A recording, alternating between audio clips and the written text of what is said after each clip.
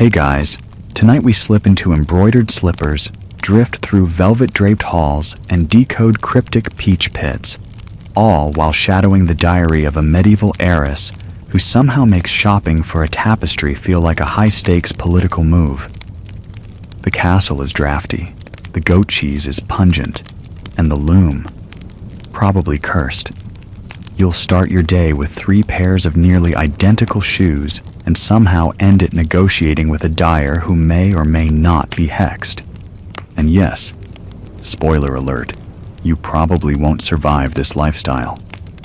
Between the passive-aggressive embroidery and the risk of stepping on a hedgehog in the bathhouse, it's basically medieval reality TV. So, before you get comfortable, take a moment to like the video and subscribe, but only if you genuinely enjoy what I do here. Oh, and let me know in the comments where you're watching from and what time it is. Always fun seeing who's listening at 2 a.m. from somewhere mysterious. Now, dim the lights, maybe turn on a fan for that soft background hum, and let's ease into tonight's journey together. You wake to the usual sound, the creak of the shutter latch and the squawk of a pigeon landing on your windowsill like it owns the place. A faint draft tickles your cheek, which is annoying, because you specifically instructed them to stuff the window crevice with lamb's wool. Again. Blinking against the gray pre-dawn light, you shift under your velvet coverlet. You're warm, but it's a heat born of weight, not comfort. Medieval blankets have that effect. They cocoon you like you're a loaf of bread about to be baked. You consider calling for your lady's maid, but then remember she's probably still downstairs, gossiping with the scullery girl about your cousin's botched betrothal feast. You sit up. 3 pairs of shoes await your attention at the foot of the bed, all pointed-toe slippers imported from Venice, dyed with crushed beetle shells and hand-stitched by a monk with suspiciously soft hands. They are identical in every way, except one pair is lined with ermine, another with rabbit, and the third, your personal favorite, with aged linen that smells faintly of myrrh. You pause, toe hovering indecisively. It shouldn't be this hard, but it's a known truth in the castle. The wrong shoes can start a rumor faster than an exposed ankle. You finally opt for the rabbit-lined pair, fashionable, but modest. You're not in the mood to make a statement just yet. As you shuffle toward the arched doorway, your feet already sliding unhelpfully in the velvet, you mentally brace for the day ahead. Tapestry shopping.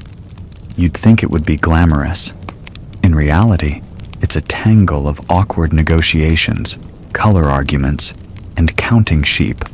Not the sleepy kind, but the actual number of animals it took to dye the background of one panel blue. You step into the corridor, greeted by cold stones underfoot. The walls are lined with torches not yet lit, the floor runner already muddy thanks to someone's hound who clearly escaped the kennels last night. Great. Now your slippers smell like wet fur and disappointment. At the bottom of the stairs, you're ambushed by the scent of frying lard and thyme.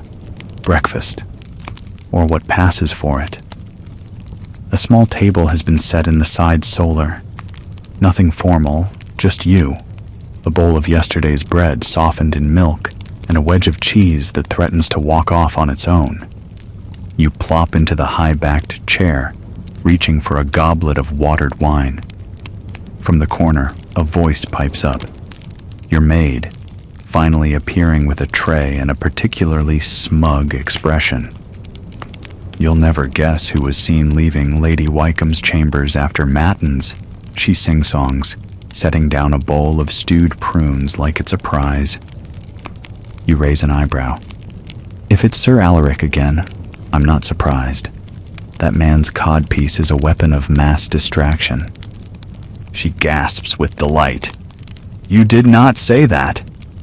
Oh, but you did. One benefit of being an heiress? You can flirt with scandal, as long as it stays verbal. The rumors about Sir Alaric and the nightshirt are juicy, but ultimately not your concern. What is your concern is the new tapestry for the dining hall, where the current one features a lion with what can only be described as very unfortunate paws. You chew your cheese slowly, staring into the middle distance like you're planning a coup. In truth, you're still debating a design. Your steward suggests another battle scene, something with horses and chaos and proud banners. Your mother wants something biblical. You want something not hideous. But tapestry design isn't just aesthetics. Every thread is politics. A grapevine border implies fertility. A falcon suggests dominance. Too many red threads and people think you're bloodthirsty. Not enough, and you seem cowardly. And don't even get started on unicorns, symbol of virginity, and therefore everyone's favorite embroidery flex. You sigh and flick a crumb off your sleeve. The peach pit forecast, performed later today by your seer, might help you decide. Not that you actually believe in the pit's prophetic power, but pretending you do allows you to blame decisions on the cosmos instead of, well, your mood. Still, there's something soothing about the idea that a fruit pit can direct your fate. Historians still argue whether peach pits were ever actually used for divination or just chewed out of boredom, your tutor once said, mid-yawn. You nodded sagely at the time, hiding the one you'd been keeping in your pocket like a lucky coin. From outside, bells chime. Mid-morning already. If you want to make it to the Weaver's District before the best panels are snapped up by that awful Lady Beatrice, who always gets the good greens, you'll need to leave soon. You finish your meal with another sip of wine and wipe your fingers on a cloth embroidered with your initials, half proud, half annoyed that they stitched the A too wide. Details matter. Today's plan is simple.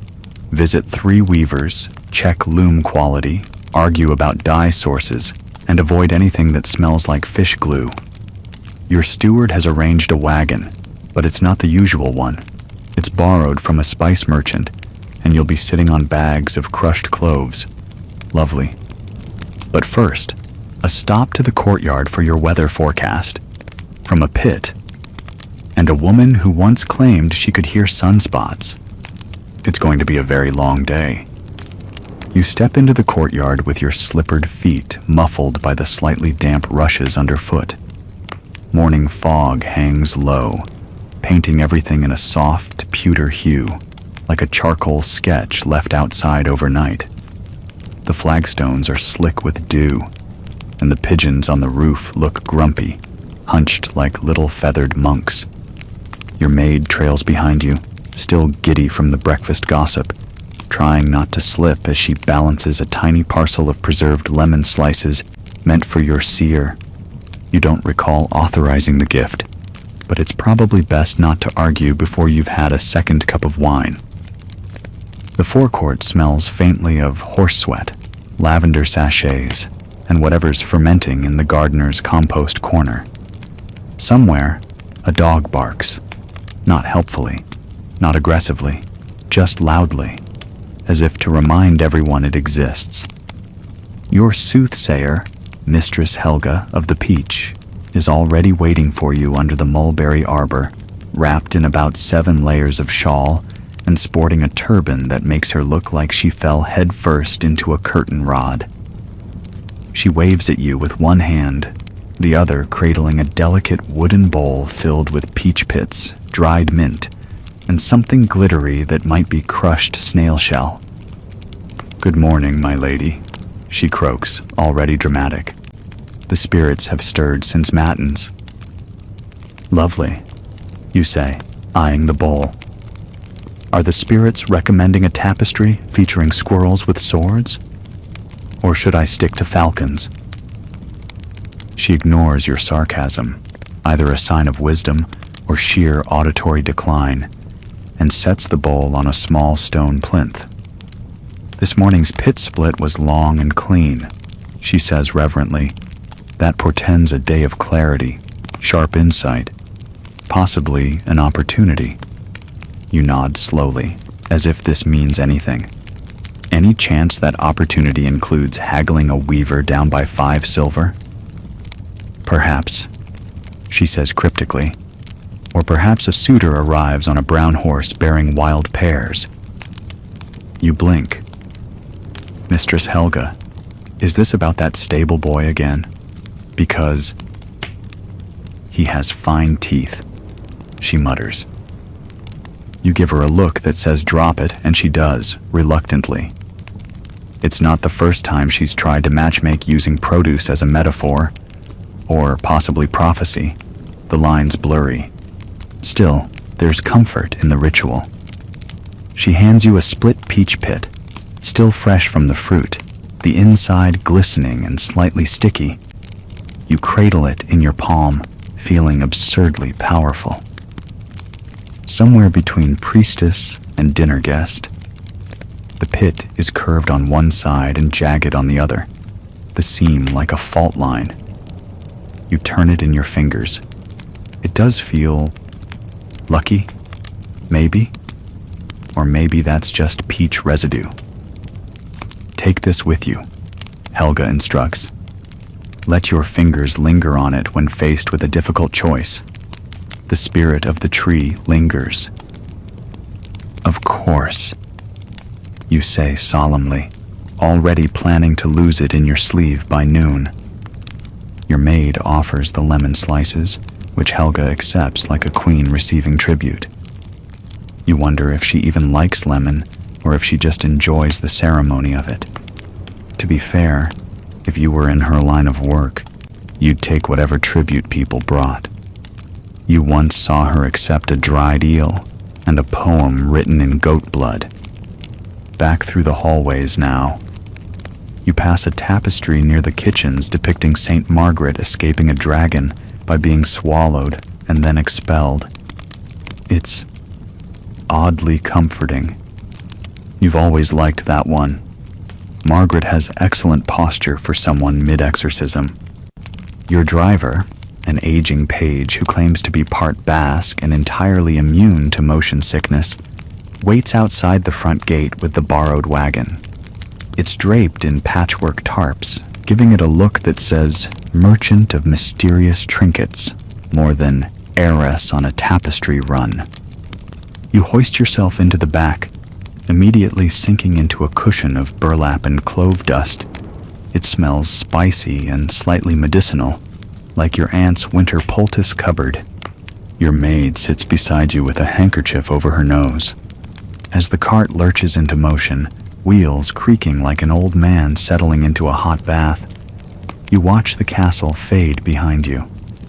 The village road unfurls ahead, muddy, speckled with horse droppings, and lined with curious onlookers. A few children wave. One of them, holding what appears to be a dead vole, bows dramatically. You wave back, but skip the curtsy. Your skirts are already dusty enough.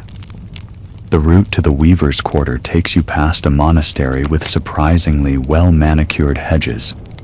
You once heard the monks there cultivate roses not for beauty, but because rose petals allegedly soothe demonic possession. Historians still argue whether this was medicinal or just to mask the smell of unwashed novices. You make a mental note to send them a thank you tart sometime soon. They helped patch your embroidery frame last spring, and in return, you sent them 12 pounds of salted cod. Apparently, this was too much. They now bless your name at every Vespers. Overkill, but flattering. Your wagon turns sharply, jostling the peach pit in your sleeve. You feel it press against your wrist, then slip into your cuff like it's avoiding responsibility. The town's outer edge looms into view. It's always a strange transition, from stone manor life to the earthy, pulsing heart of merchant life. Here, people shout, argue, laugh, and sometimes sing badly about fish. Laundry flaps above narrow alleys. Chickens dart between carts. Somewhere, someone is selling onions and possibly losing a marriage at the same time. The Weaver's Quarter is a narrow stretch of cobblestones, flanked by lean-to shops and open shutters, the air thick with lanolin, wood smoke, and the unmistakable tang of hot dye. You breathe it in and immediately regret it. Your maid sneezes twice. You hop down from the cart, brushing dust from your skirts. The peach pit falls out and lands on the cobbles with a very unceremonious plop. You bend, scoop it up, and feel a twinge of affection for Mistress Helga. Maybe she's not entirely wrong, or maybe you're just trying to add drama to a day that will otherwise be about thread weight and border stitching. Before you head toward the first weaver's stall, your eyes catch on a new hanging outside a shop, a tapestry in progress, showing a woman standing alone, holding a bow, her hair twisting into the roots of a tree. It's haunting, feminine, slightly weird. You're intrigued, but you're also hungry, and someone nearby is frying turnip cakes. First, article, then snacks. You turn away from the tantalizing scent of sizzling turnip cakes with an iron resolve that would impress even your grandmother, the one who once refused to flee a fire until her embroidery was packed. Priorities, as ever. The first weaver's stall stands just ahead beneath a faded red awning that billows like an old sail. The name painted on the sign, Theobald the Tamer of Threads, gives you pause. You've met Theobald before. He is neither tame nor particularly thread-focused. Mostly, he talks. In unbroken, breathless paragraphs. You duck under the awning, your maid trailing behind with the pit cradled in a lace pouch now, like it's a sacred relic. Theobald appears from behind a hanging panel depicting a forest glade where deer frolic suspiciously close to what appears to be a spontaneous sword fight. "My Lady Heiress," he declares, arms thrown wide, as though the Queen of France herself has stepped inside. "Welcome to the cradle of your next heirloom." "Let's keep the cradle metaphor light," you say, inspecting a nearby thread sample. "I'm trying not to invoke fertility-related panic this early." He chuckles far too long at that, then gestures dramatically toward his centerpiece tapestry, an enormous piece depicting a unicorn resting its head in a maiden's lap while a dog fights a goose in the background. You take a deep breath through your nose. "Walk me through your thread counts." "Ah," Theobald claps. 35 threads per inch in the central field, 40 along the border for crispness. The gold work is laid, not couched, and we use only Flemish-dyed silks, unless you prefer a touch of Moorish spice. You arch a brow. Spice. Color. Metaphorical. Though I do have a cinnamon-dyed thread if you're feeling adventurous. You lean in, running your fingers across a narrow sample square. The texture is good. Tight even. Not overly knotted. But the colors are too loud. The red screams, the blue sulks, and the greens all clash like bickering nobles at a wedding feast. "Anything more?" "Restrained?" you ask. He scuttles to a side basket and pulls out something drabber. Too drab. It looks like it was soaked in rainwater and anxiety. While he rambles about a limited-run Byzantine cloud gray, you half listen, half daydream. There's a strange comfort in the textures here. Threads layered like secrets. Hidden weft lines that no one sees. It reminds you of court life, except warmer and occasionally softer. Historians still argue whether certain border motifs signaled political allegiance or were just trendy. Your embroidery tutor once told you. poking a sample with a golden needle like it had personally insulted her. She always claimed your family crest's stitched peacock feathers were too proud. But wasn't that the point? Theobald holds up a new design, a unicorn again, but this time it's sleeping, peacefully, beneath a tree bearing peaches. You suppress a laugh. Either that's serendipity, or your soothsayer has an embroidery side hustle. As you contemplate whether you're ready to be the girl with 2 unicorn tapestries in her hall, your rival walks in. Lady Beatrice, with her perfect braid, overly crisp wimple, and a nose that looks down at everything, even chandeliers. She spots you, lifts a finger like she might wave, then thinks better of it. Instead, she beelines to the back and starts loudly admiring a tapestry with more gold thread than common sense. You tilt your head toward your maid. She's going to pretend to accidentally choose the same design I looked at 5 minutes ago.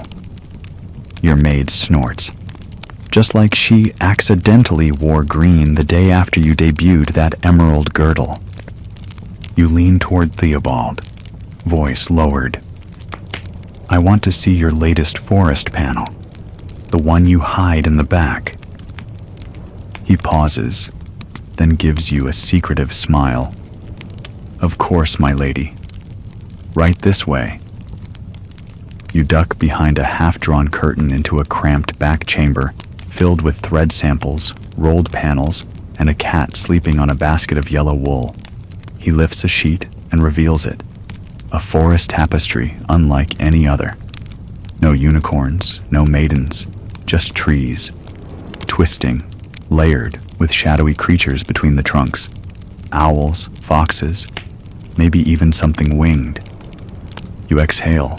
It's haunting, subtle, unsettling in the best way. Too strange for most, Theobald admits. One lady said it gave her night terrors, but others say it speaks truth. You nod slowly. This isn't a display piece. It's a statement. It says, I have thoughts you wouldn't understand. Perfect. How much? You ask. Before he can answer, there's a crash from the front room. You both flinch. Your maid appears in the doorway. Lady Beatrice knocked over the goose tapestry and blamed the cat. The cat lifts its head, meows once like a legal disclaimer, and goes back to sleep. You sigh. Tell her I've already bought the forest one, whether I have or not. Theobald grins. A preemptive claim. My kind of patron. You step out, smile thin and pointed. Enjoy the unicorns, Lady Beatrice. I'm going avant-garde this season. She scowls in a way that suggests indigestion or mild betrayal. Probably both. Back outside, you lean against the cart, letting the late morning sun warm your sleeves. Your maid hands you a turnip cake she didn't bother pretending not to buy. You bite in. Hot, crispy, a little spicy. The peach pit rattles in its pouch beside you. You reach for it absently. It's warm from your body heat, faintly sticky still. You think it worked? Your maid asks, eyeing the pit. You shrug. I got the tapestry I wanted, and I didn't throw it at Beatrice. A win. And with that, you mount back onto the spice cart, forest tapestry carefully bundled at your feet. Next stop, the dyer's apprentice. He has questions to answer, mostly about why your last order smelled like soup. The wagon jolts as it creaks away from Theobald's stall, your newly claimed tapestry wrapped tight in an oilcloth at your feet. The forest scene weighs heavily on your lap, not in mass, but in meaning. It's the kind of piece that says, I own a hunting lodge and possibly secrets. You like that. You may never hunt, and your secrets mostly involve sneaking sweets from the pantry, but still. You cradle the peach pit in one hand. It's drying now. The soft interior hardened into a smooth surface with jagged edges where it split. A tiny fracture runs through its center, as if it's trying to reveal more than it knows. Sharp insight, Mistress Helga had said. And so far, not bad. You avoided a unicorn. You outmaneuvered Beatrice, and you didn't trip on your hem, which is honestly a daily achievement. The dyer's shop looms ahead, a squat, two-story timbered building that somehow smells of both fruit and death. The windows are open, steam puffing through them like a bakery owned by a witch. Outside, lengths of fabric sway from lines like multicolored ghosts. You step down from the cart and immediately squint. Something sticky has been spilled across the cobbles, deep crimson, glistening, with a suspiciously cherry-like aroma. Your maid wrinkles her nose. Beetroot or blood? Does it matter? You reply, stepping neatly around it. Inside, the shop is hotter than a smithy. Vats bubble ominously. Bundles of herbs hang from rafters. Somewhere, something hisses. And there he is, the apprentice. Probably 14, probably terrified. He's barefoot, covered in blue dye up to his elbows, and chewing on a sprig of something that might be mint or maybe poison. "Apprentice Jules," you say, crossing your arms. He drops the sprig and bows so deeply his forehead almost meets a puddle. You hold up a swatch from your last order. It's supposed to be sunset lavender.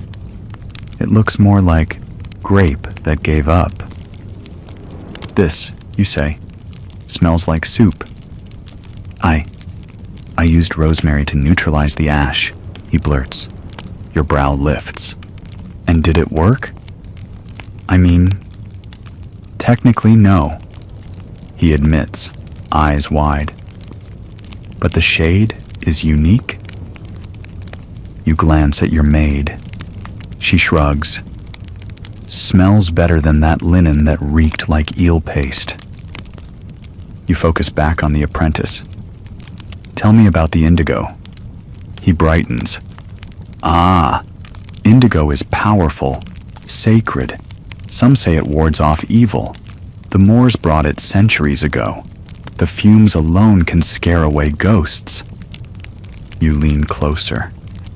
"I wasn't aware we were fighting ghosts." "You're not," he says proudly, "because you wore indigo." You'll admit, that's a clever dodge, and he's not entirely wrong.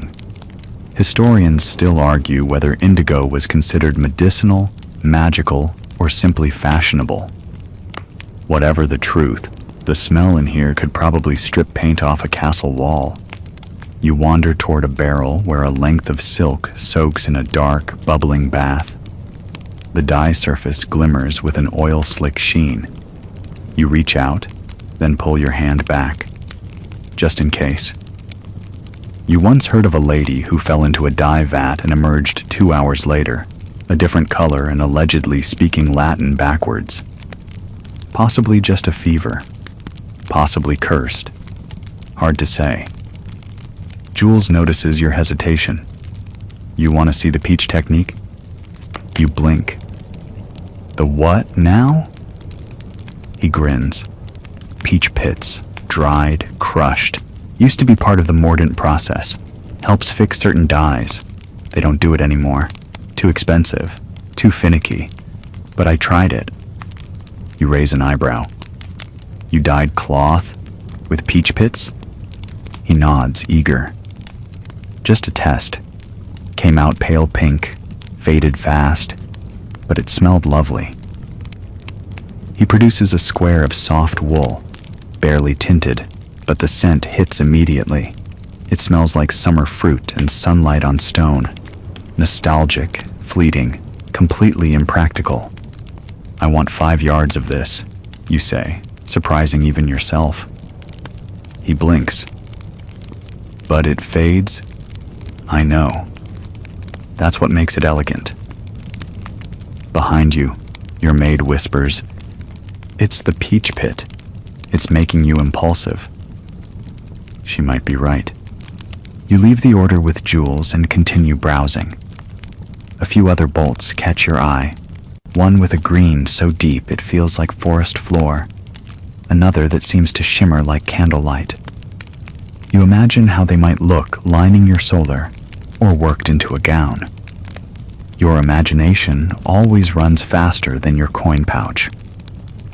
Outside again, you lean against the cart as your maid fans herself with a scrap of paper that might be the apprentice's lunch list.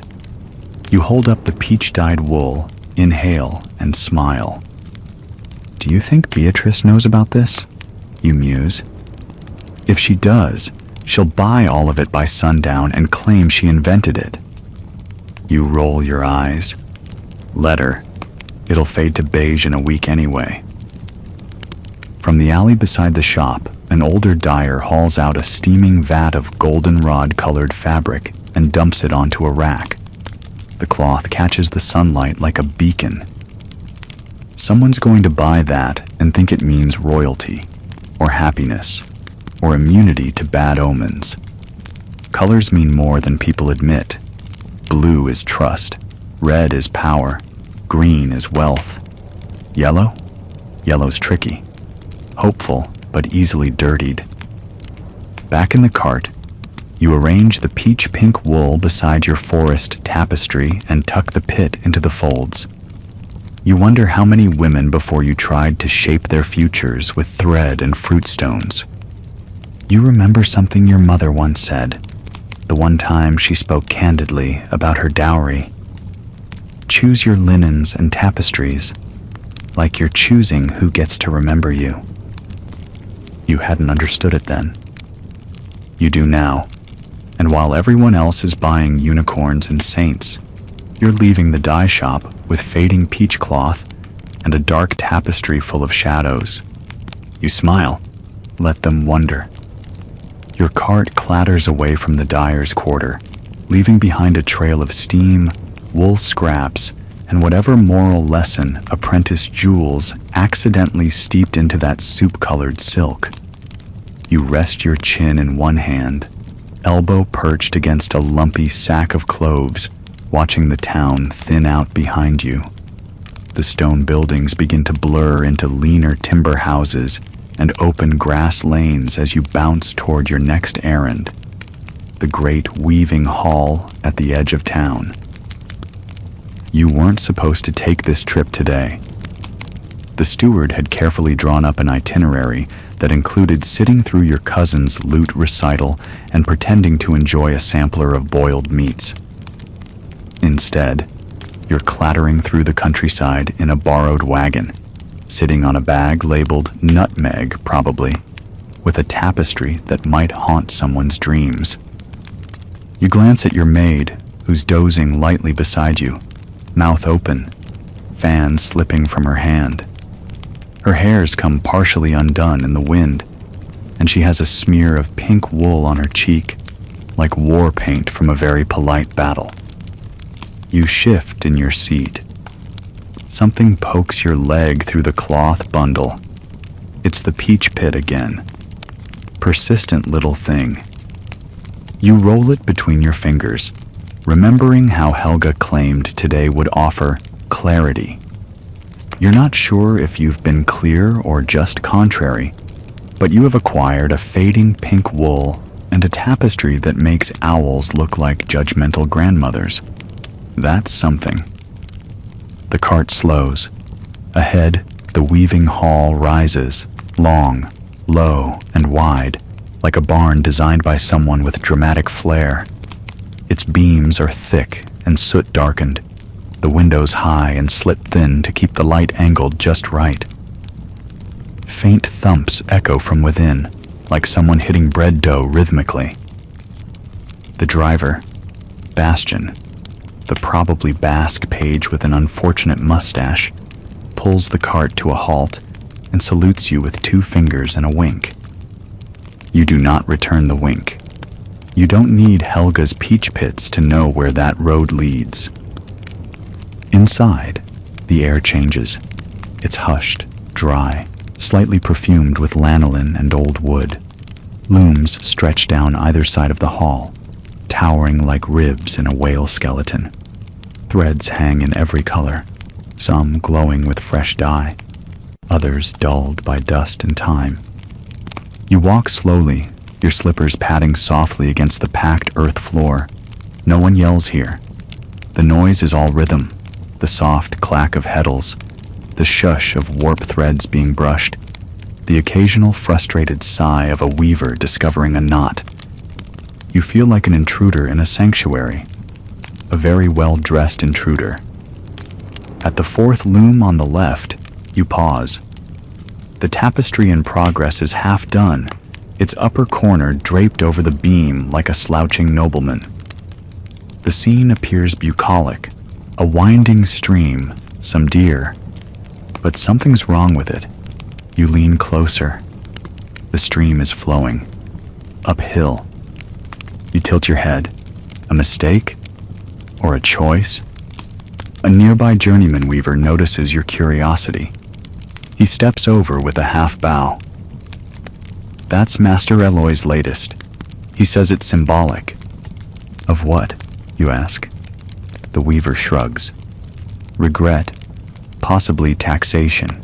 He mutters a lot. You stifle a laugh. You like it. It's quietly rebellious.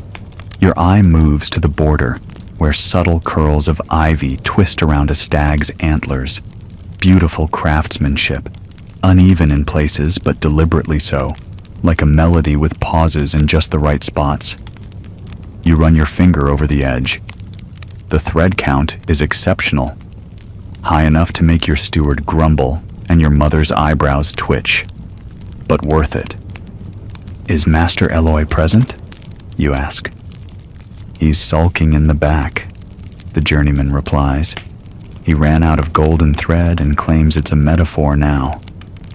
Of course he is. You thank him and continue down the hall. The looms whisper to you. You can almost imagine what they'd say if they could talk. Something like, "Why do you people keep demanding swans?" You pause at another frame where a younger weaver, barely 16, works furiously, tongue between his teeth. His tapestry is tiny, just a handspan tall. It's a scene of a cloaked figure under a crescent moon, rendered in silvers and ink, dark blues. You're struck by how quiet it feels. You point. Is that for a standard or a private commission? The boy glances up. Personal. It's for my brother. He's gone. You don't ask where. The war, the road, the river. There are always stories like that. It's beautiful, you say quietly. I hope he sees it. He nods, then goes back to work, like he's tying memories into each thread. You continue through the looms until you reach the far end, where the main tapestries for purchase are displayed. Panels hang from thick rods, swaying gently.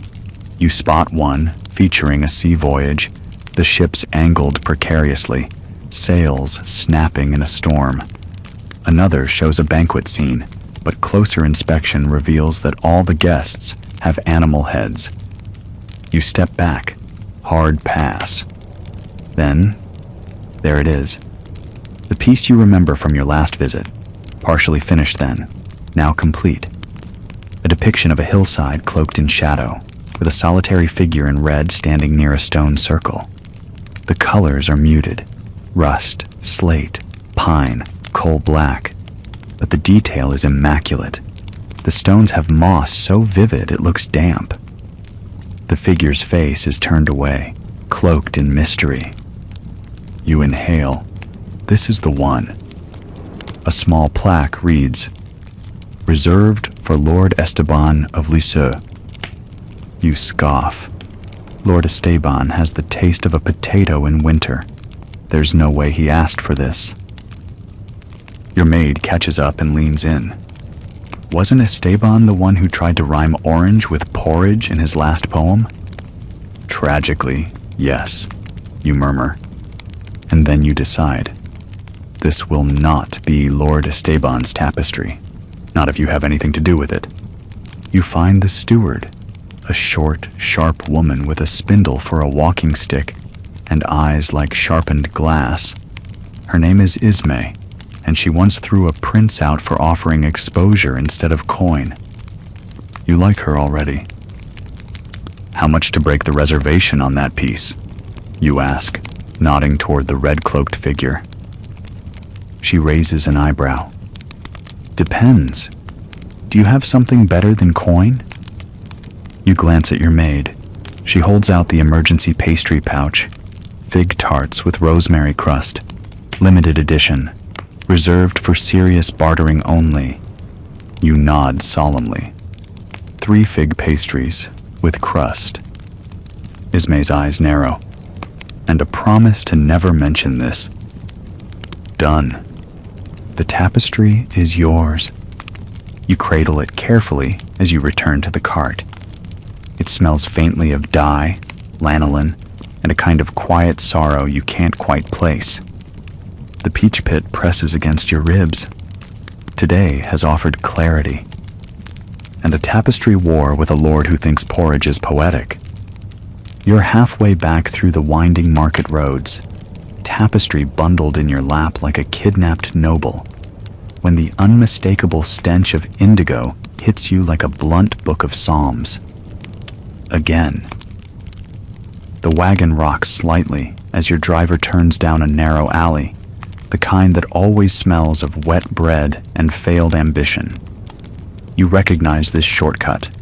It loops directly past one of the dye houses, and that means one thing: apprentice trouble, round 2. Sure enough, there he is. The indigo-stained boy, Jules, crouched by a vat, wrestling with a knotted skein of wool that looks like it personally insulted his ancestors. His face is streaked with dye and blotches that make him look like he lost a very abstract war. You lean over the edge of the cart. Back so soon from your soup experiment? He startles, slipping and nearly falling backward into the vat. You raise an eyebrow. I'd rather not explain to the coroner that a member of the artisan guild died himself to death. He scrambles upright. My lady, I was trying to improve the vibrancy. Master said the last batch looked like sadness dipped in dishwater. Accurate, you mutter, but you hop down anyway. You approach the vat cautiously. It bubbles ominously, blue foam rising like it's brewing regret. Jules fumbles with a wooden paddle, stirs the vat, and, rather proudly, extracts a swatch of fabric in a shockingly vivid violet blue. That's less sad, you admit. Thank you. He beams. I added elderberries. They don't hold long, but the first impression is bold, like a noblewoman entering a feast late on purpose. You pause. Have you been eavesdropping on my life? No, he says. Just taking notes. Fair. He gestures to a nearby rack where several more swatches hang, all variations of blue, purple, and a murky teal that looks like anxiety in fabric form. You stroll through them slowly. There's something mesmerizing about the process, how cloth transforms from a dull beige to something rich and royal. It feels like sorcery, and to some, it nearly was. Did you know, Jules offers, ever the trivia fountain, that dyers used to be accused of witchcraft? Some said turning wool from white to blue was unnatural, especially when the dye stank like rot. You wrinkle your nose. Hard to argue when it smells like murder stew. Exactly, he nods.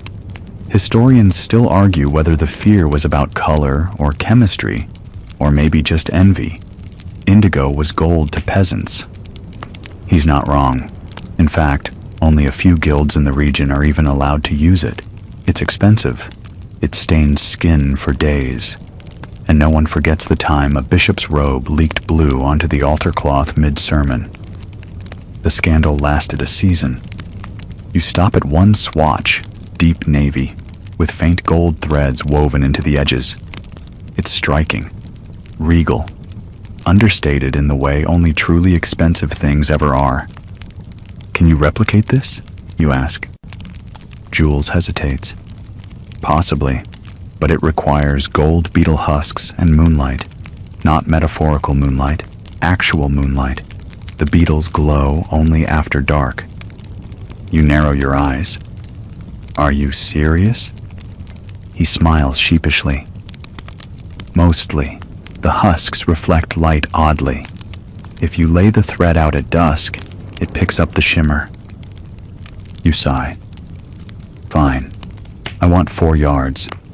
Tell your master I'll pay in coin and silence. He grins. You're my favorite noble, you know.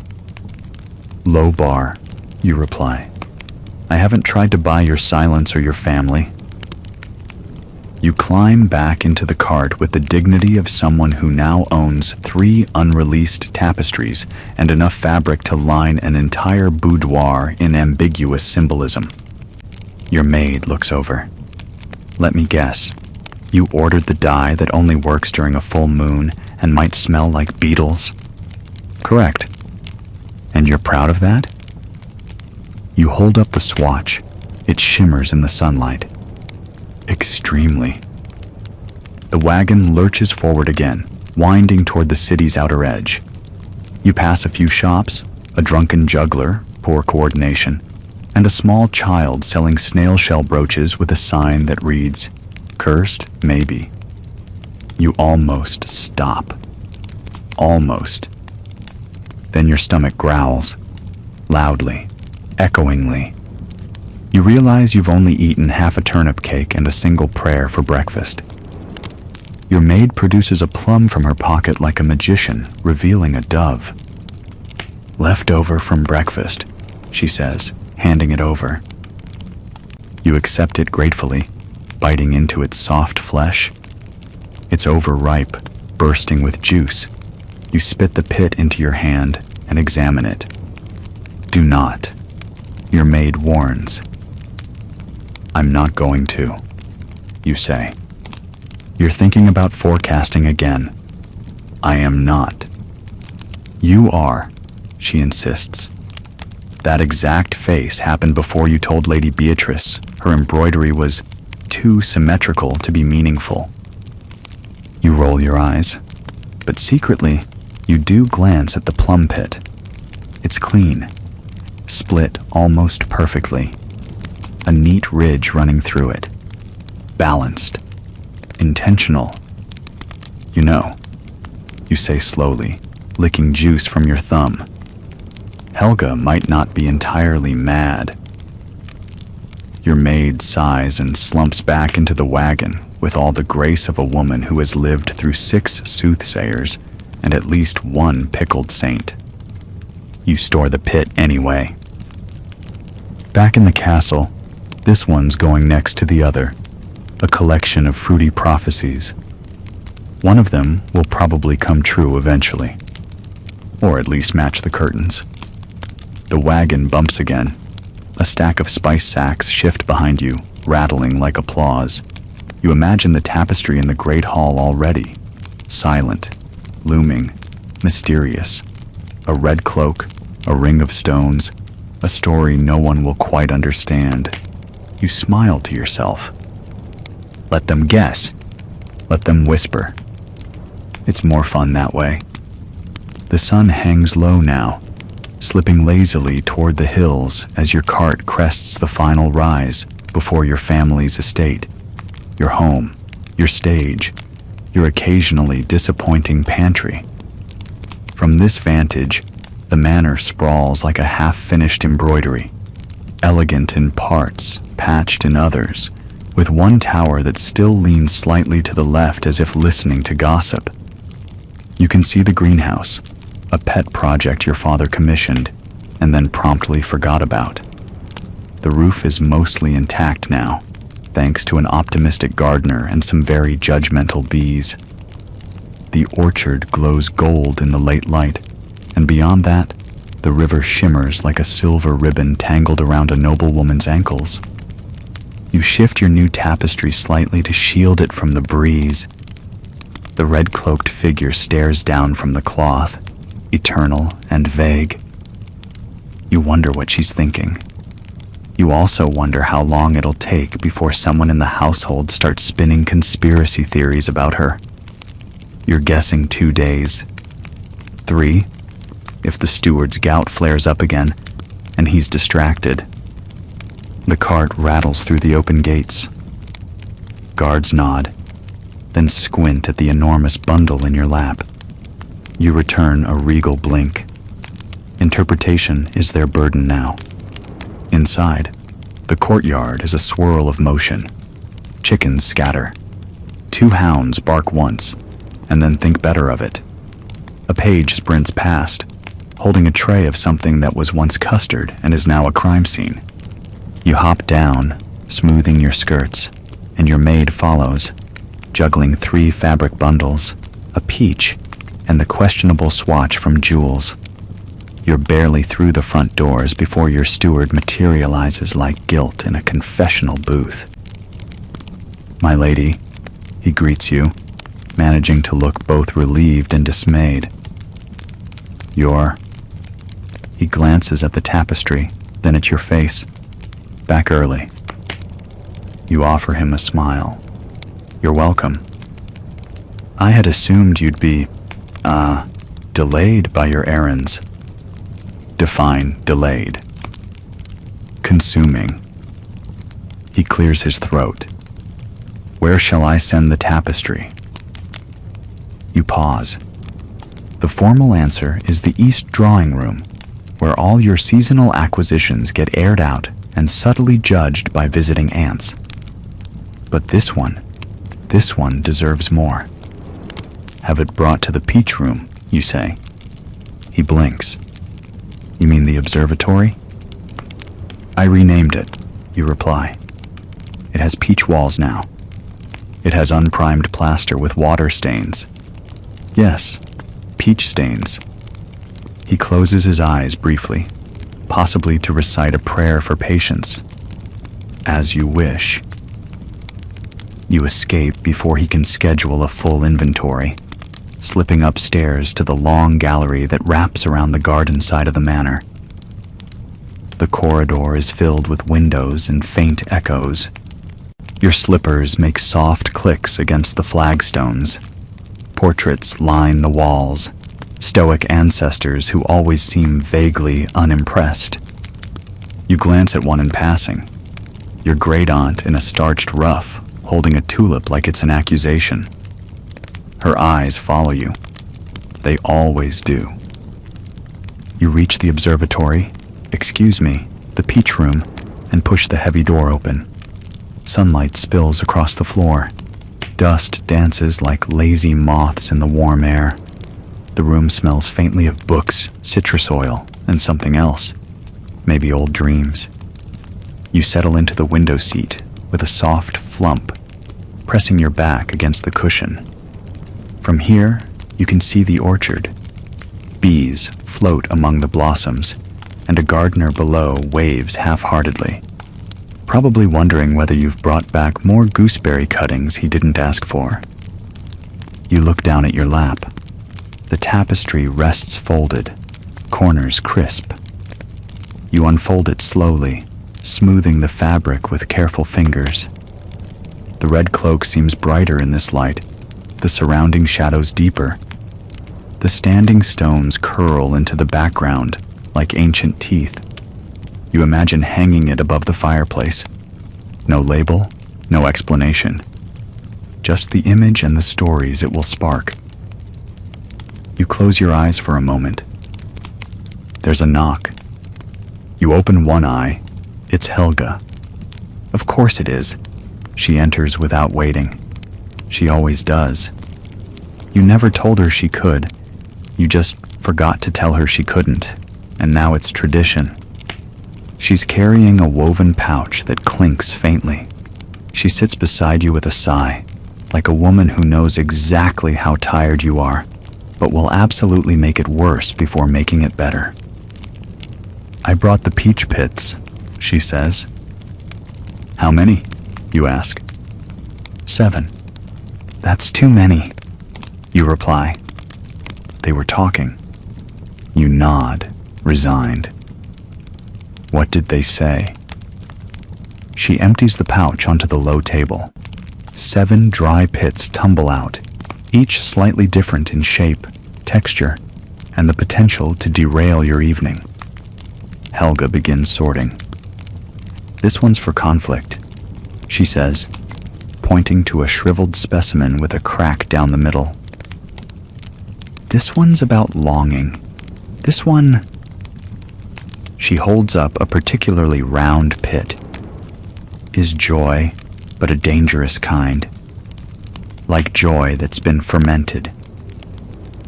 You blink. Are you reading these or describing a bad romance? "Both," she says, deadpan. You snort. "What about this one?" You nudge a peach pit that looks oddly symmetrical. Helga's expression softens. "That one's clarity. You've seen it before."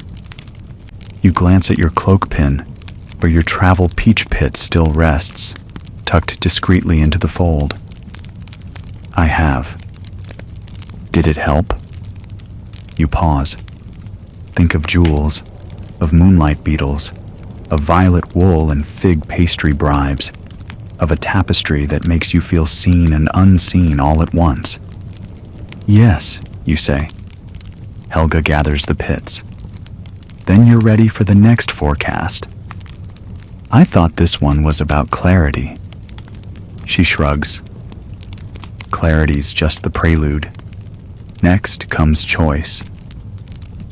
You sigh. Of course it does.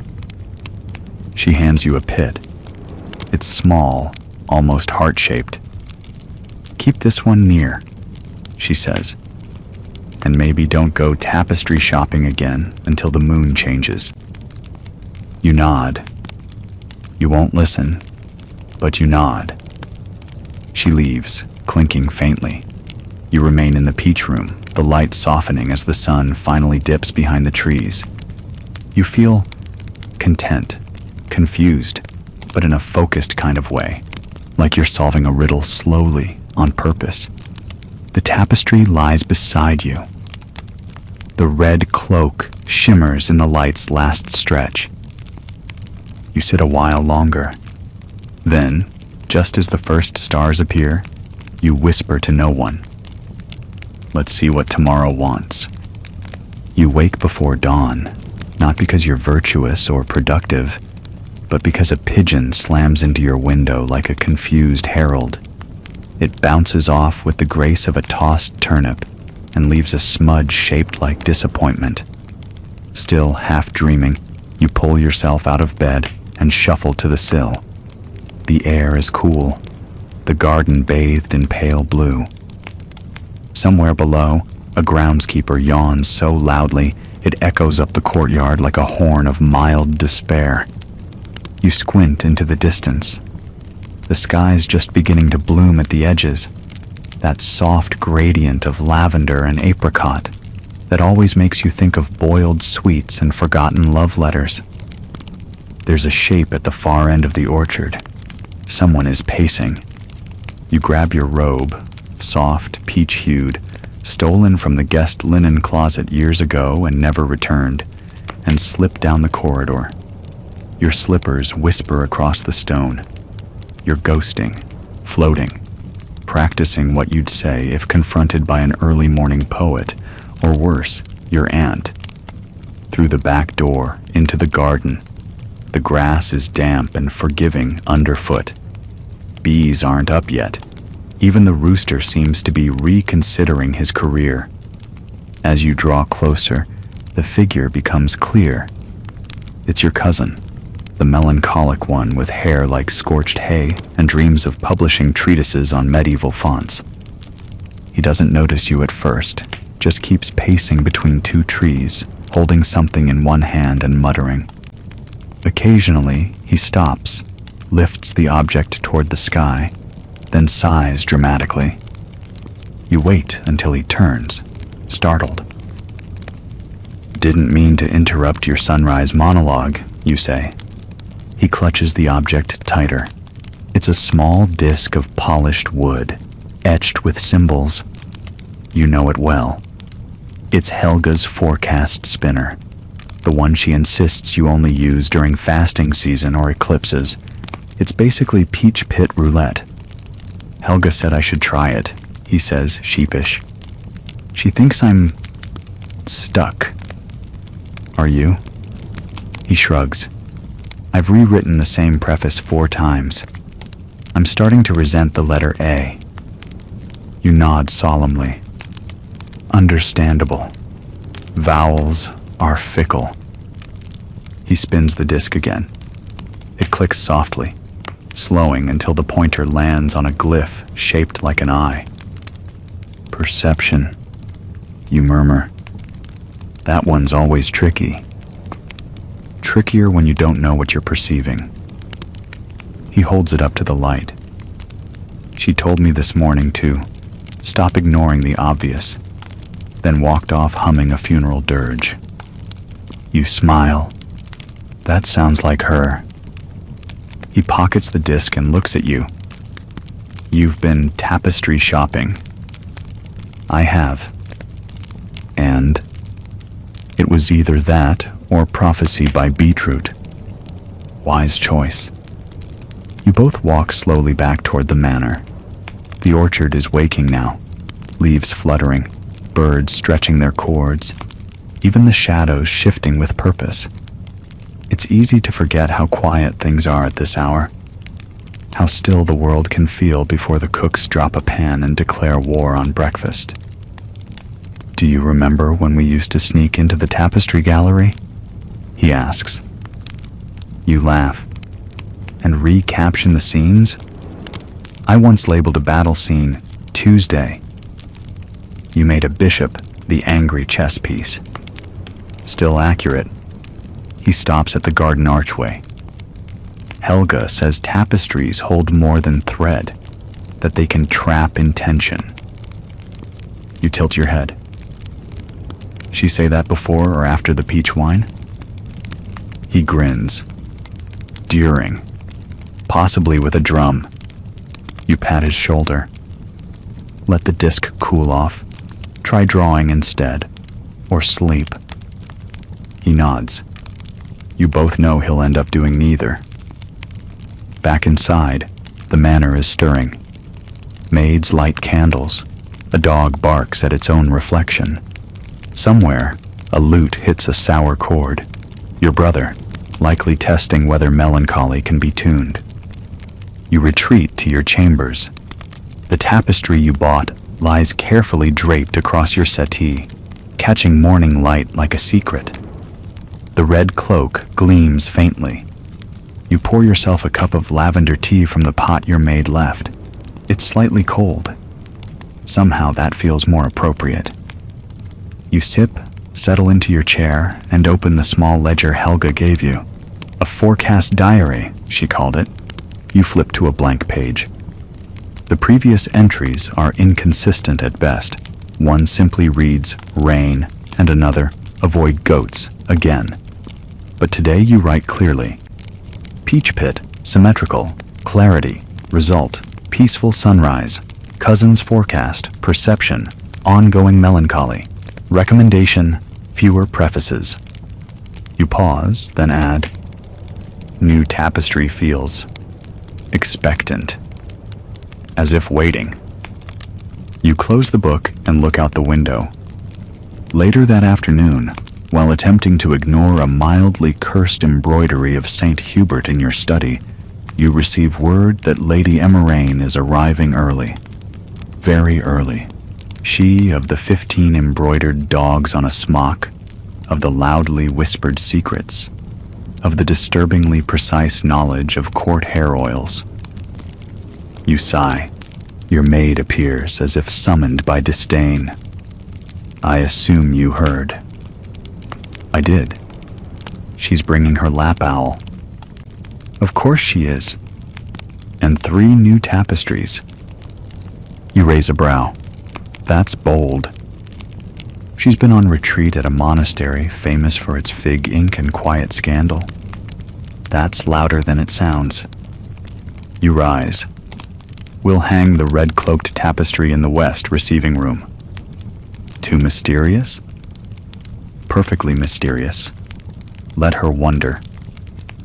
By the time Lady Emerain arrives, your halls are spotless, your gown crisply creased, and your chosen tapestry presiding over the room like an enigmatic duchess who knows all your secrets but speaks in riddles. Emerain pauses the moment she sees it. "Oh," she says. "Is this new?" You nod. "Just acquired. From a specialist." It's unsettling. She has no face. Doesn't need one. She tilts her head. And those stones? Are they graves or portals? You smile. Historians still argue whether they're ancient burial markers or symbolic doorways to knowledge. She narrows her eyes, intrigued. "And what's your opinion?" You shrug. Changes with the lighting. She nods slowly, gaze lingering on the crimson figure. Good. Let her stew. Let her wonder why you chose it. Whether it means something. Whether you know something she doesn't. Because the truth is, you're not quite sure either. And that's the best part. A courier arrives at twilight, reeking of cloves and stale urgency. He stumbles into the entryway, cheeks flushed, tunic askew, and breathes out your name like he's delivering prophecy or gossip. He hands you a scroll, then collapses onto a bench with the drama of someone who's either deeply exhausted or just very fond of benches. You open the scroll. The handwriting is unmistakably your aunt's, sharp, slanted, and full of self-important loops. Dearest child, greater than, I have had a most revealing consultation with Brother Aldrich and the astrologer from Narbonne. They've concluded that the alignment of Mars and Mercury this week requires you to reconsider your textile themes. Greater than, specifically, less abstraction, more lions. Greater than, also, an owl spoke to me in a dream, and I suspect Lady Emerain is hoarding nutmeg. Investigate discreetly. Greater than, with concern and faint triumph. Your loving Aunt Mirabelle. You sigh and refold the parchment slowly. Mars and Mercury, lions, dream owls. There's a pattern here, just not one any astronomer would confess to. You glance up at the courier. Did she tip you? He shakes his head weakly. She offered a jar of blessed garlic. You hand him a coin. Buy something less sanctified. As he staggers off, your maid leans in. Do you want me to write a diplomatic response or the version where she gets insulted in 3 languages? Do both, you reply. Send the wrong one first. She grins and departs, already composing creatively hostile metaphors. You pace a little, scroll still in hand. Your aunt's timing isn't entirely coincidental. This week is an astrologically interesting one. Some scholars claim that this alignment historically triggered strange dreams, secret births, and more than one royal who tried to marry a statue. Historians still argue, you murmur to yourself, whether the statue had better hair than his actual wife. The truth is, you've been having strange dreams too. Not nightmares. Those are too noisy. These are soft, but eerie. You keep walking through a hall of draped tapestries that flutter without wind. Each one bears a cloaked figure, and in each, the figure turns its head a little more toward you. Closer, closer still. In the final dream, she lifts a hand. You never see the face. Helga says you're sleeping too close to quartz. Your brother thinks it's from digesting too many unripe pears. Your maid insists it's just your drama leaking.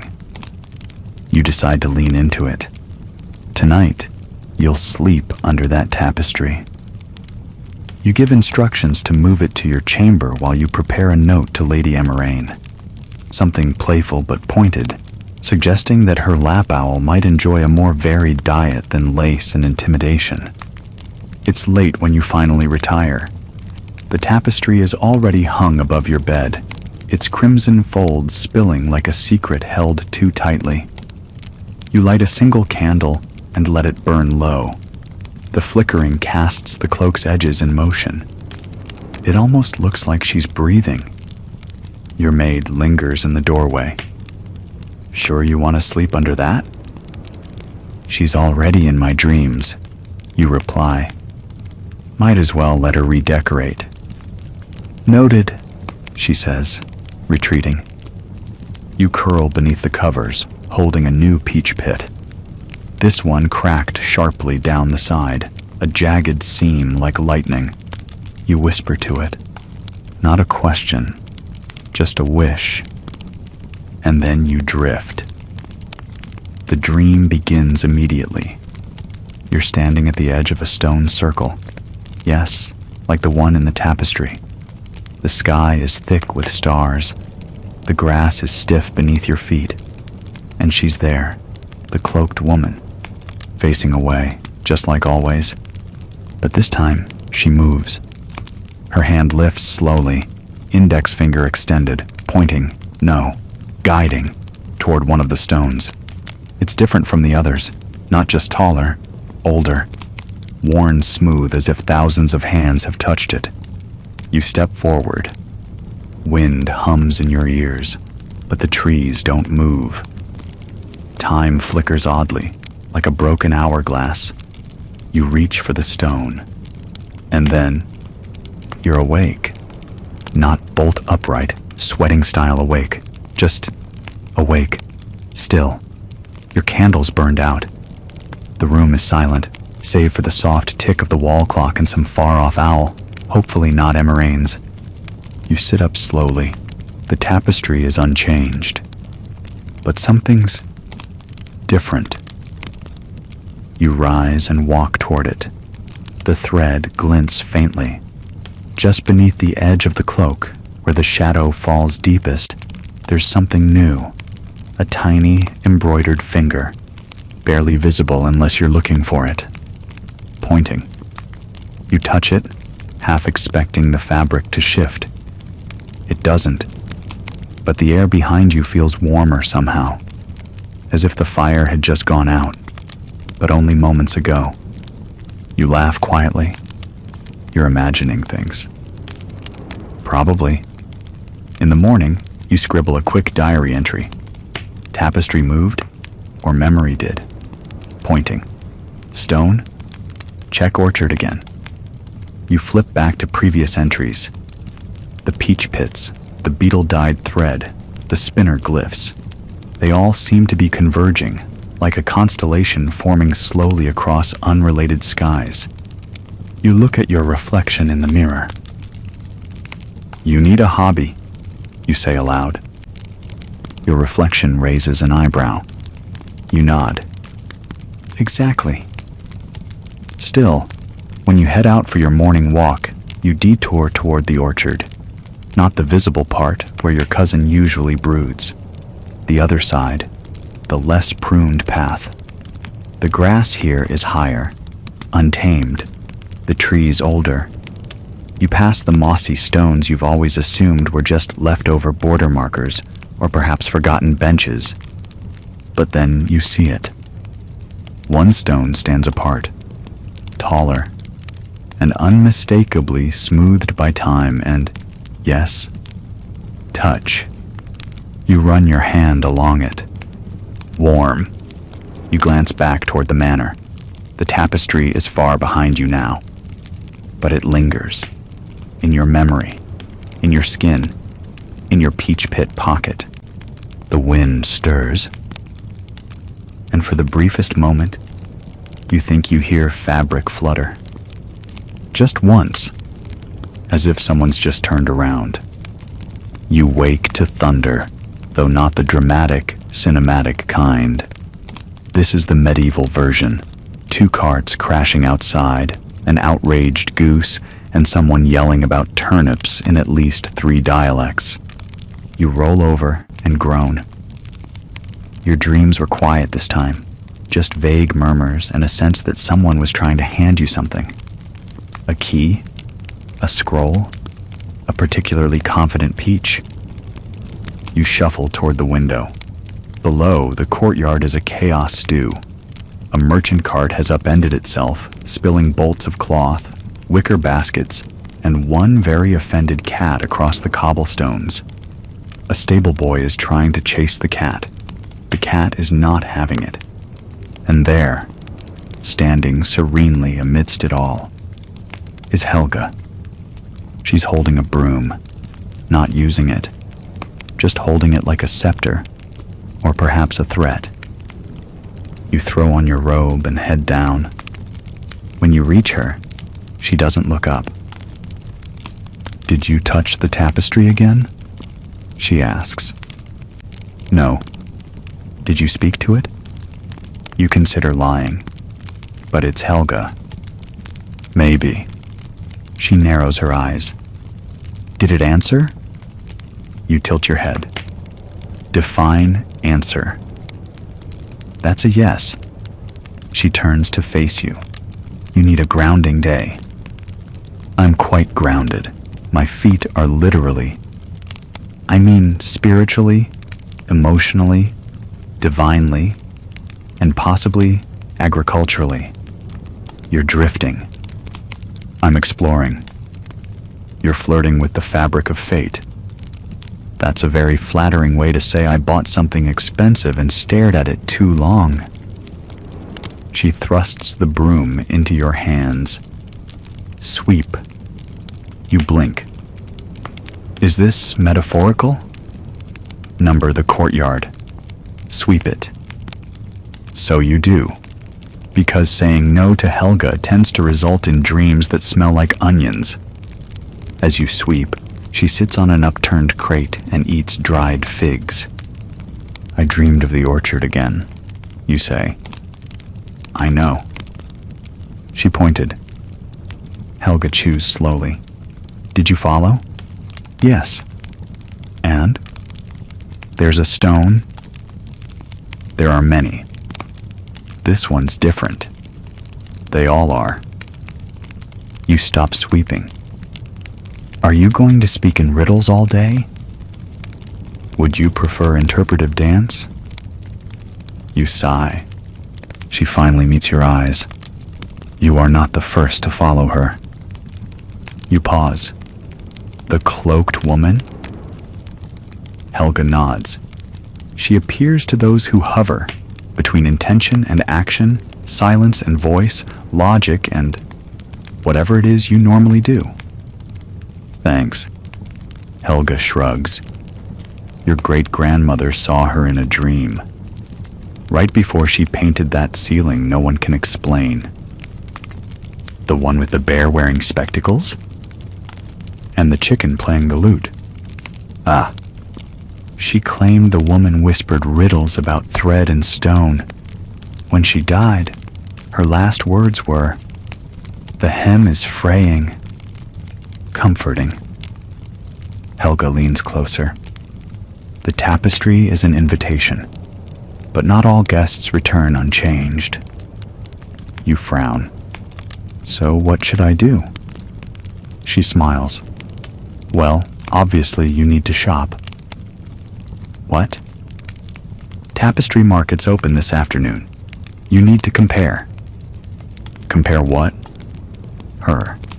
The woman. See if she appears elsewhere." You blink.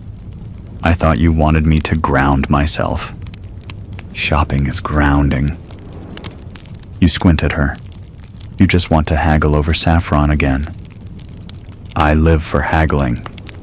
So off you go, broom hastily returned, peach pit tucked in your pocket for luck. The market is busy, always is on Hex Day, which is blessed by some saint of strange purchases. Stalls are bursting with fabrics, trinkets, preserves, questionable relics, and one extremely aggressive parrot shouting the word scandal. You pass two monks arguing over a tapestry labeled The Dream of St. Carpulus. It features a man sleeping under a tree, while tiny demons braid his beard into nautical knots. You pause. I'll take it, you tell the merchant. He shrugs. 5 silvers. You offer 3 and a withering stare. He nods. Deal. Helga appears at your elbow. Find anything useful? You tell me. You show her the tapestry. She raises an eyebrow. That demon's wearing your cousin's boots. Explains a lot.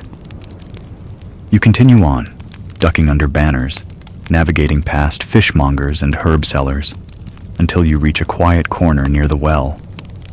There, draped over a modest display, is another tapestry. And your breath catches.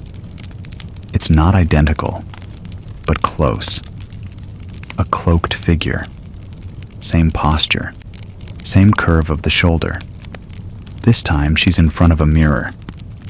But where the face should be, a shimmer, like thread that refuses to hold still. You step closer. Your fingers twitch toward it. The merchant, a thin woman with ink-stained fingers, watches you with mild amusement. Interested? Where did this come from? Trade caravan, east of Toulouse. Widow stitched it during a year of silence. You look at her. A year? She only spoke afterward to say, "The mirror lies less than we do." Helga lets out a long, pleased sigh. You buy it without haggling, which makes the merchant both delighted and suspicious. Back at the manor, you hang it opposite the first one. Cloak to cloak, mirror to mystery. They seem to regard each other, not warmly, like chess opponents, or siblings who both inherited the same cursed tiara. That night, you try not to dream. You sleep facing the new tapestry. It's calmer somehow, quieter. But just before you wake, the shimmer in the mirror sharpens. And for a second, you see your own reflection in the thread. Looking back, only not quite. Eyes older, mouth unsmiling, as if you've said too much, or not enough. You wake with a gasp and laughter, somewhere far off, or maybe just inside your head. You pull the covers tighter and whisper, "Well, that's not ominous at all." You start the morning by pretending everything is fine. You sip your tea. You nibble on a scone. You even scold the cat for licking the butter, which is exactly what a normal heiress would do, and not someone who just saw a slightly older version of herself inside a tapestry mirror. The cat, unimpressed, burps and strolls away. You stare at your reflection in your spoon for longer than is appropriate. Helga appears with a broom. Still pretending? "I'm thriving," you say. She taps the spoon. That's not a mirror. It's enough of a mirror. Talked to the peach pit yet? You hold it up. I asked it if I'm going mad. And? It rolled slightly to the left. Helpful. The truth is, you're no longer sure what counts as hallucination and what counts as destiny. A common dilemma in your family. There was that one uncle who spent 3 years talking to a chicken, only to find out it was actually a saint. Or the saint was a chicken. Historians still argue. But today, you have a plan. You're going to the Tapestrists Guild. A bold move, considering the last time you visited, you insulted someone's use of basil-dyed wool and were politely uninvited from their annual gala. You stand by your opinion. No fabric should look like overcooked lettuce. Still, if anyone knows about the cloaked woman motif, it's them. You arrive late morning, accompanied by your maid, armed with an apology basket, and a neutral expression that you hope says, "I'm not here to cause drama, but I absolutely will if provoked." The guild hall smells like ink, beeswax, and judgment. Dozens of tapestries hang like sleeping giants, some half-finished, some older than your family's most scandalous ghost. A man in a smock greets you with the restrained politeness of someone who remembers exactly what you said about his lettuce-green unicorn last winter. Still, you smile. "Master Gregor, I come with questions." He sighs. "Of course you do." You present a quick sketch of the cloaked woman. No face. One hand raised. A hint of movement in the hem. His eyes narrow. "You've seen this?" "In several pieces, and arguably in my dreams." He doesn't blink. "Follow me."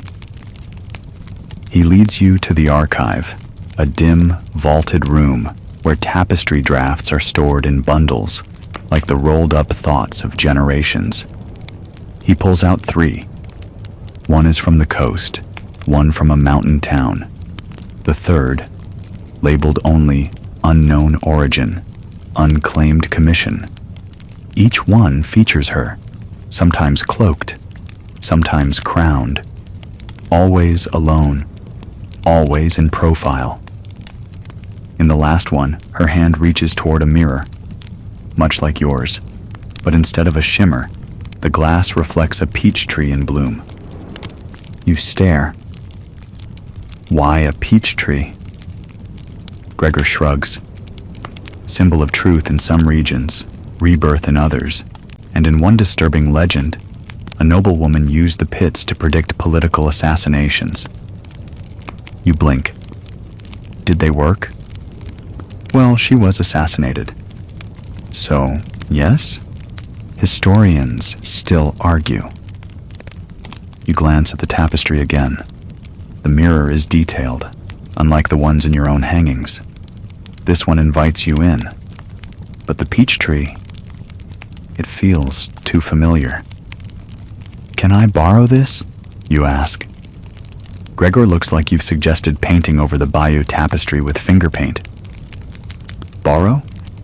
You reach into your bag, pull out a tiny velvet pouch, drop it in his hand. He opens it, gasps softly. "Saffron from the east?" You nod. "And 3 walnuts, perfectly symmetrical." His face lights up. "Take it. Take it now." Your maid, behind you, whispers, "He has a walnut collection." "Of course he does," you murmur. Back at the manor, you unroll the borrowed tapestry next to yours. 3 women, 3 scenes. And suddenly, it clicks. They're not different women. They're one. The same cloak, the same bearing. A progression. First, she turns. Then, she mirrors. Now what? You dig out your diary, flip through sketches, pit forecasts, snatches of dreams. You redraw the tapestries side by side, labeling phases like a lunar cycle. Phase 1, the Watcher. Phase 2, the Mirror. Phase 3, Unknown. You lie down on the rug, staring at the ceiling. It's cracked in one corner, shaped vaguely like a peach leaf. You try to remember every word the cloaked woman said, but of course, she never speaks. She points. She guides. She waits. You close your eyes. The rug smells faintly of cinnamon and old fires. Your peach pit, today's, is smooth, entirely intact. No cracks, no marks. That's rare. You roll it between your fingers. And then you remember something your aunt once said, between warnings about lavender wine and dramatic sighs. When the pit is perfect, the question must be imperfect. Otherwise, the answer won't come through the proper channels, which is the most aunt-like way to say, ask it wrong to get it right. So you try. Instead of, what does she want? You whisper, what happens if I don't follow her? You toss the pit gently onto the tapestry with the mirror. It rolls, then stops. Pointing squarely toward the third, borrowed tapestry. The one with the peach tree in bloom. The one you haven't had until today. You stare at it. Your maid enters, sees your face, and sighs. We're buying another tapestry, aren't we? Not this time, you say softly. An entire orchard, then? You shake your head. A question. She frowns. What kind? You smile faintly. A dangerous one. You spend the morning in your orchard. It's not that you expect an actual answer to bloom from the branches or that you think the peach trees will suddenly start reciting prophecies. But sometimes your body needs to move while your mind unravels. Also, Helga threatened to smudge the sin out of your dreams with rosemary smoke if you didn't get fresh air. The air smells like rain and last year's compost. The trees are full, branches sagging with green fruit. It's too early in the season for ripeness, but you pluck one anyway. Small, hard, almost laughably bitter. You chew because it feels symbolic. Then spit because, good grief, symbolism tastes awful. You walk the perimeter, trailing your fingers along the bark, trying to remember the shape of the peach tree in the tapestry. It wasn't one of yours, not precisely. Its trunk twisted left, not right. Its branches forked in a way that felt familiar but off, like a memory redrawn from dream. There was a stone at the base, smooth, flat, inscribed. You drop to your knees beside your oldest tree, dig a little with your hands. Nothing. You try the second oldest. Still nothing. On the fifth try, you hit it. Your fingernails scrape something smooth, buried shallow in the roots. You pull away the soil, slowly, reverently. It's a stone, gray-veined oval, flat as a plate. Someone has carved a single mark into its center. A circle within a circle, like a pit, like a mirror, like an eye. You sit back and stare. Helga finds you an hour later. I thought you'd be in the orchard, she says, handing you a mug of barley tea. You've got that digging look. I found something. Congratulations. Shall I alert the authorities? You hold up the stone. She pauses. Her expression shifts. Less smug, more calculating. You didn't put that there, did you? You ask. Helga shakes her head. Number. But someone did. And they wanted you to find it. Or wanted me to think I was meant to. Either way, it worked. You run your thumb over the carved circles. What does it mean? She shrugs. Could be a map. Could be a warning. Could be a very fancy cheese tray. You laugh, despite yourself. Keep it, she says. But don't keep it in the house. Not yet. Why not? Because you're not ready. You don't know that. I do, she says calmly, because you're still looking for signs in the trees instead of listening to the ones already hanging on your walls. She's not wrong, and you hate that. Back inside, you sit between the 3 tapestries. They no longer feel passive. The cloaked woman seems to lean a little more forward in each, like she's waiting. You pace. On a whim, you move the borrowed tapestry to the left. Place your original in the middle, then the new mirror one on the right. Watch her. Mirror. Tree. You sit cross-legged in front of them. The room feels colder. You open your diary. Flip to the sketch with the mirrored phases. If it's a story, you're still mid-chapter. If it's a prophecy, you're still the punctuation. And if it's a trap, well, you've already tripped it. You try another pit, a fresh one. It's warm from your palm, slightly sticky. You whisper, "What would she have me see?" Roll. It points, impossibly, to the mirror again, but not at the woman, at the reflection of the tree.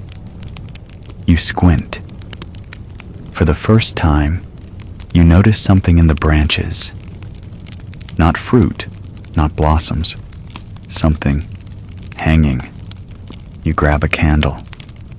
Get closer. There, just below the 3rd fork in the branches, a shape. It's so faint, it might just be a trick of the thread, or maybe the weaver wanted it that way. It's a face. Yours. Hanging from a thread, upside down, like a fruit ready to drop. You stumble back. You don't scream. That feels important. You just sit, breathing, watching your own stitched face sway slightly in an imaginary breeze. When Helga comes in, you point wordlessly. She kneels beside you, studies it. "Well," she says after a moment, "that's new. I've never seen it before." Because you weren't meant to. You look at her. Is it a warning? Maybe. Or maybe it's your invitation. To what? She leans in. To finish the story. You blink. "What if these aren't just prophecies?" she says. "What if they're instructions?" You frown. "Instructions for what?" She grins, slightly manic. "To make your own tapestry." Your heart stutters. "I can't weave," you say. "You can hire someone." "I can't design." You dream in thread. You see the woman every night. You shake your head. It's madness. She taps your diary. So is talking to Pitts. You close your eyes. She's right. Not about the madness, but about the next step. Whatever this is, vision, curse, inheritance, you won't understand it fully until you try to respond. A call requires an answer, and apparently, yours needs to be woven. Helga places a spool of midnight blue thread into your hand. "I saved this," she says, "from your grandmother's collection. It only unravels under moonlight." You glance up. Is that a helpful trait? Number, but it's poetic. You smile, then stare again at the tapestry, at the face, your face, not frightened, not sad, just waiting for you. You commission the loom at dawn, a dusty, creaking beast tucked into the far end of the east wing, unused since your mother swore off textiles after a brief but passionate love affair with moss dye went very, very wrong. The thing groans as it's hauled into sunlight. Threads tangle like spider webs in morning. You stare at it the way one might regard a sleeping dragon, respectful, terrified, slightly curious about whether it breathes fire. Helga recruits 2 local weavers. One is blind in one eye, but sees more color than anyone else in town. The other doesn't speak, but hums tunefully in response to emotional temperature shifts. You take that as a good sign. You don't tell them what you plan to create, just that you'll need space, silence, and unnatural patience. The blind-eyed one nods. "You're weaving for clarity," she says softly, "not warmth." That sentence alone is worth the coin you paid, and so it begins. You draw the outline first, rough sketches, then finer ones. You don't trace the cloaked woman. You let her emerge, softly, carefully, like she's been waiting inside the fabric this whole time, biding her thread-counted hours. The first night, you dream nothing. The second, you dream of your own hand-cutting fabric, velvet black, not to sew, but to cover a mirror. Interesting. By the third day, the mirror takes shape in your tapestry. You stitch it slowly, feeling each thread tug toward the center. You embroider your own face, hesitantly, imperfectly, into the glass's reflection. It looks older than you expected, and a little sad. Not tragic, just tired.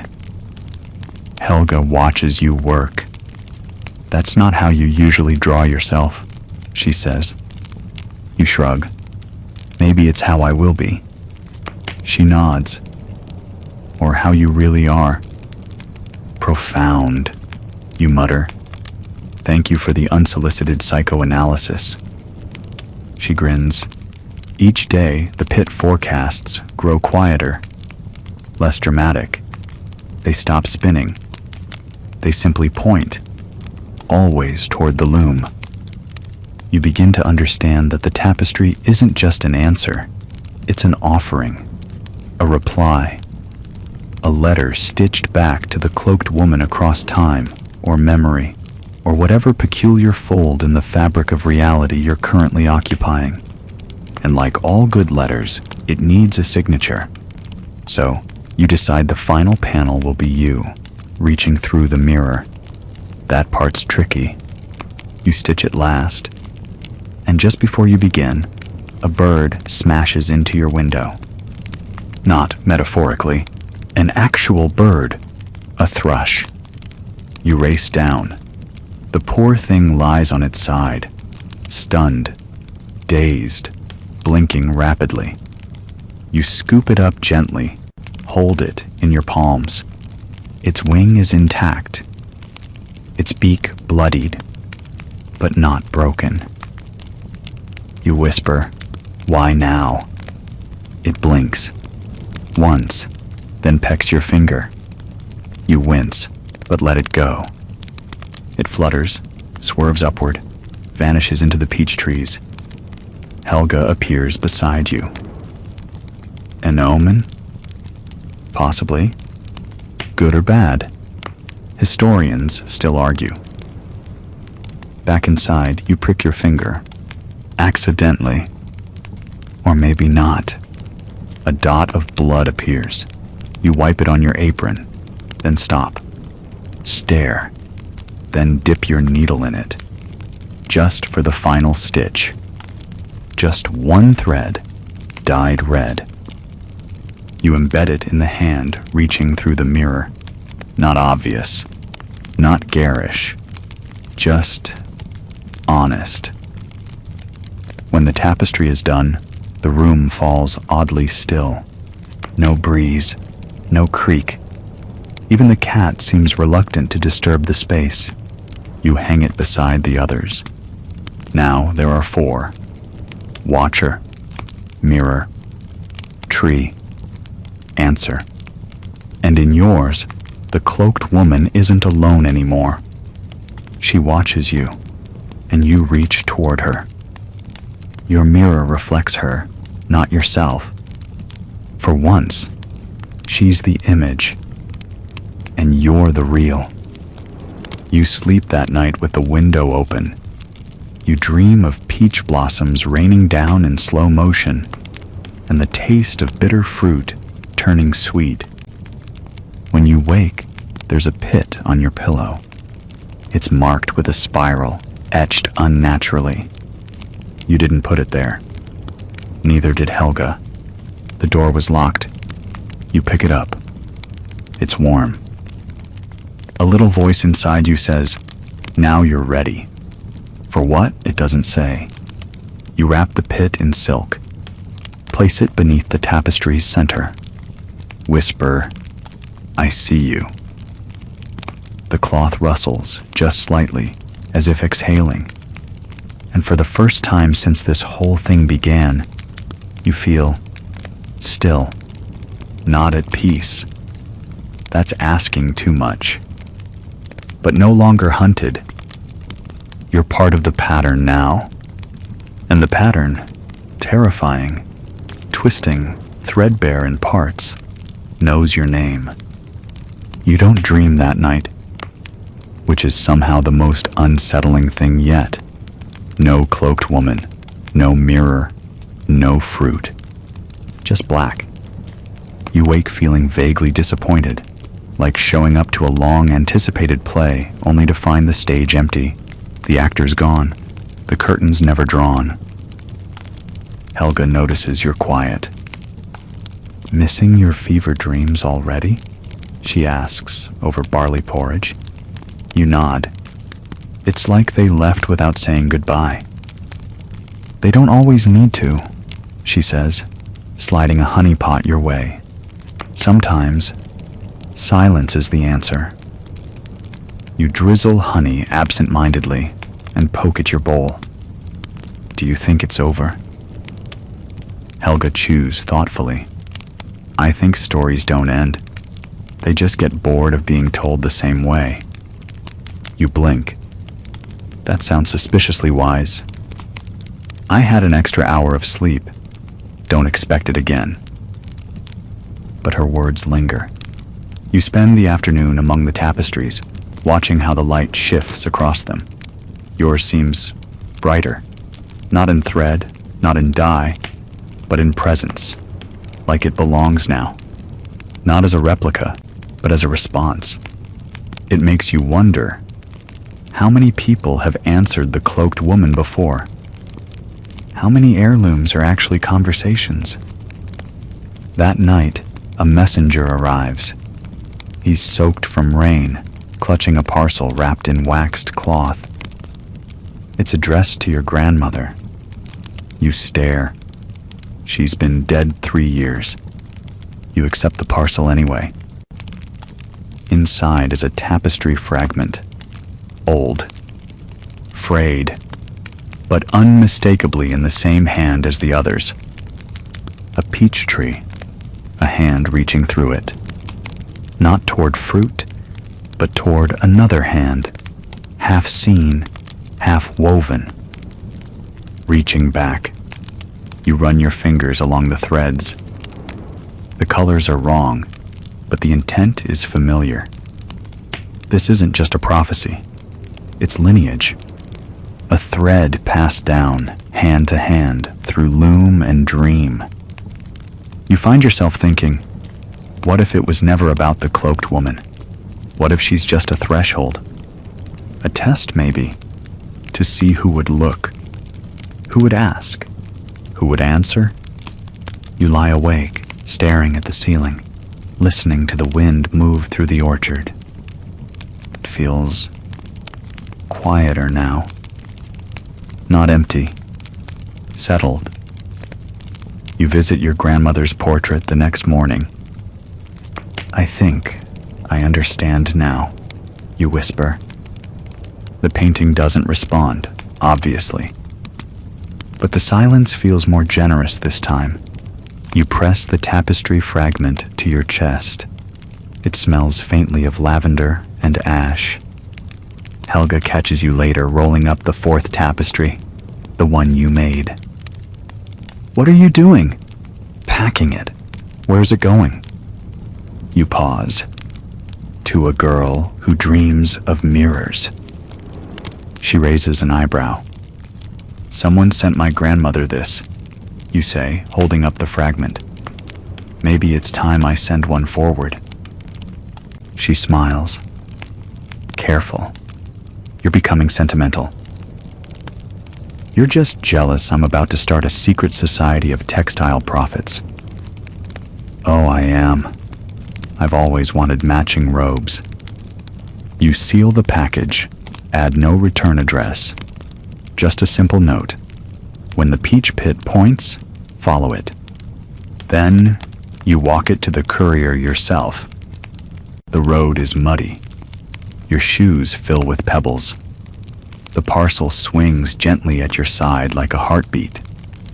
You hand it over, and for the first time since all this began, you don't feel like the subject of a story. You feel like the author of one. That night, you light a candle beside the 3 original tapestries.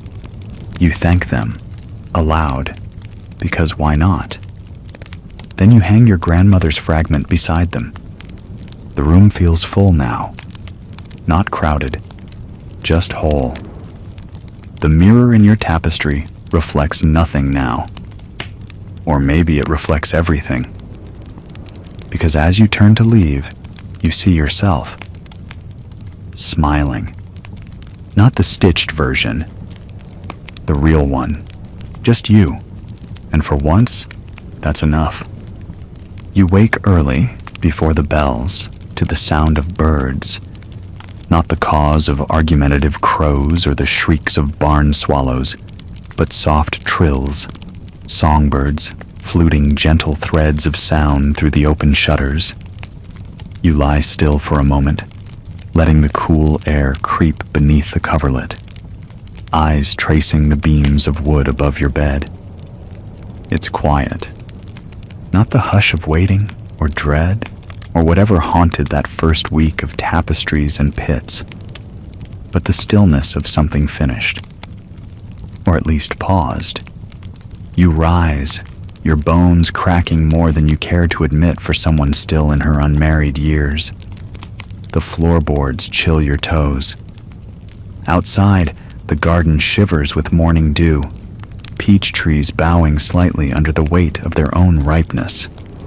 The pit forecast, this morning, is boring. As it should be. You crack one from the bowl on your windowsill and roll it in your palm. It splits evenly, smoothly. No swirls, no spirals, no cryptic symbols that resemble an angry eel or a Latin ligature. It points north, toward the kitchen, which is perfect because you're hungry. Helga's already there, predictably, elbow deep in dough, muttering about someone putting the nutmeg near the soap again.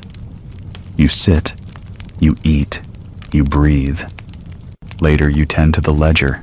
The dowry list has grown fat. You chuckle at some of the older entries. Velvet goblet cozies was a phase. Apprentice falconer with mild social skills was another.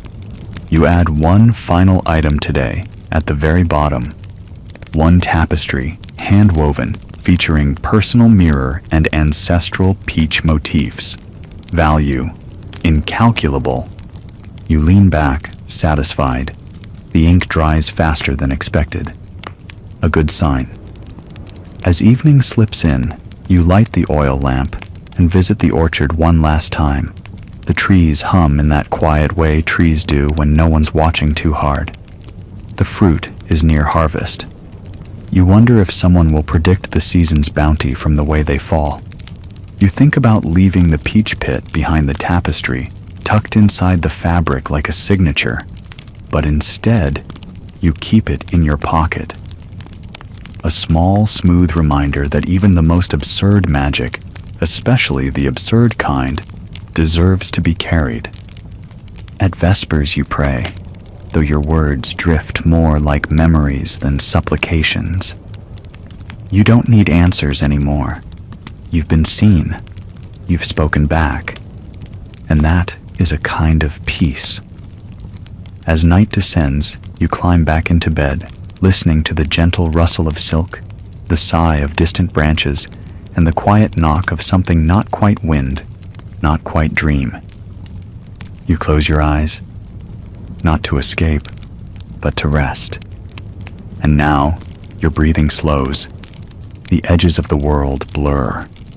All the strange, wonderful patterns of your story fade into softness, like threads gently unraveling at the very end of a perfect weaving. The tapestries are still. The orchard hushes. The mirror reflects nothing but the quiet rhythm of sleep. You're safe here.